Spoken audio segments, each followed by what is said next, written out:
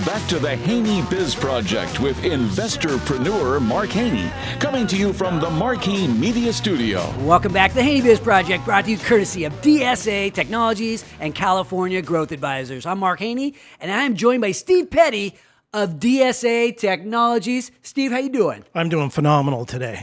Thank you for joining me. We want to learn about you. We want to learn about DSA, and maybe we'll learn a little bit about technology too, right? Because as entrepreneurs, it can be kind of overwhelming. But let's start by getting to know you, Steve. Your background, you're an entrepreneur. And give us your journey and how you got hooked up with DSA. Sure. I actually started out in this industry a long time ago. Don't want to talk about my age or anything here, but early on in my career, I had an opportunity to acquire a company that I was working for, and we actually went to SBA. We were able to get an SBA loan. We were able to take down the business, and it was. It was a fairly small company, about 12 employees. There were two of us. We actually took the company down and built it up to 60 employees in 7 states. It was headquartered here in Rockland, California. And in 2012, I had an opportunity actually to sell my portion of the company, and it merged with another company and continued to grow. At that particular time, I could not actually go work because I actually had a non-compete in place. Sue would know about that. But, yes. My old partners actually contacted me, and they were really focusing in healthcare, and they wanted to split off the technical team and move it to another company.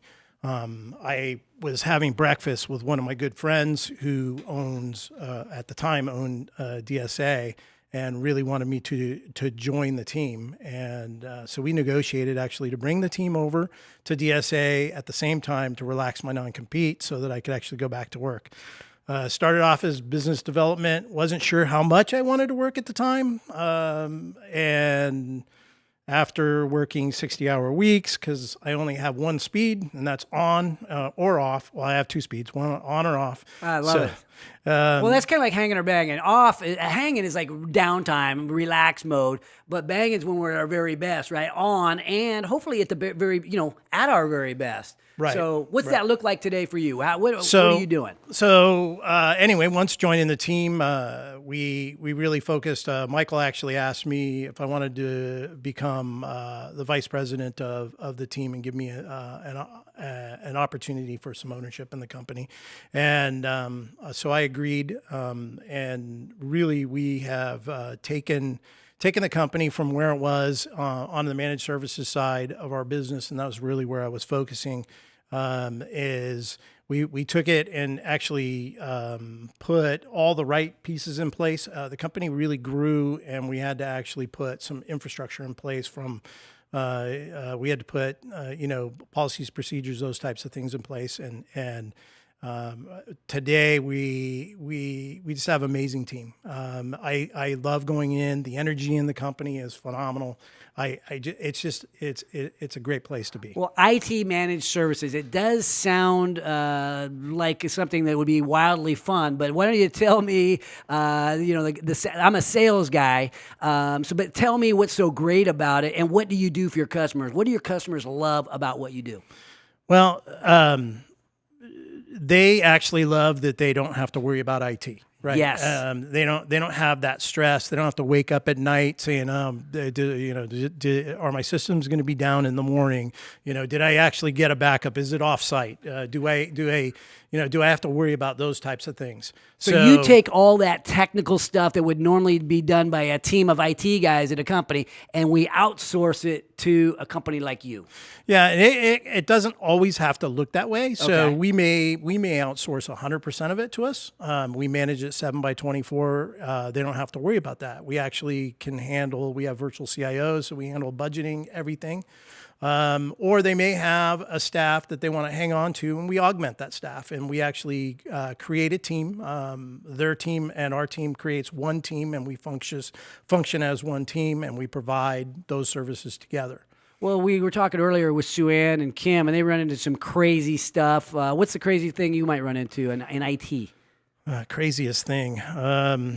I actually saw somebody take a CD and stick it in a microwave and turn it on and watch it actually catch on fire. So that was probably one of the most odd things I've ever seen. That is odd that the IT guy is involved in that. But okay, thinking to myself, like if I'm a manager, I own a company, and my IT guy, he's holding me hostage, right? Yep. This IT guy, he holds the keys to the kingdom, all the passwords, he knows all the technical stuff. I feel sort of stuck because if he leaves, who knows what he's going to take with him. How does something like an IT outsourced service help eliminate that, horrible feeling that I might have?